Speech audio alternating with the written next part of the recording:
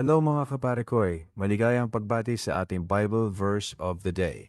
Sandali natin ihinto ang lahat ng ingay sa paligid at pakinggan natin ang salita ng Diyos.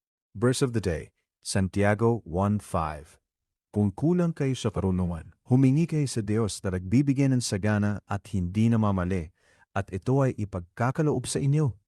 Mensahe mga kaparekoy, may mga araw na nalilito tayo kung ano ang dapat gawin.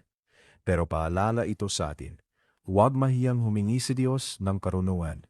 Hindi niya tayo pagtatawanan o sasabihang abala tayo. Malawad ang kanyang kamay at handa siyang magbigay ng higit pa sa inaasahan natin basta magtitiwala at lalapit tayo sa Kanya ng may bukas na puso. May panalangin natin. Panginoon, alam ninyong limitado ang aming pangunawa.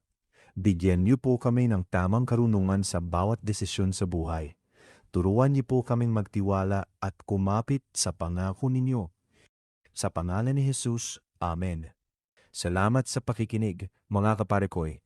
Kung nabiyayaan kayo ng salita ng Diyos ngayon, ibahagi niyo rin sa inyong pamilya at mga kaibigan. Ako si Parekoy. God bless po sa ating lahat at magkita-kita tayo bukas sa Day 10 ng Bible Verse of the Day.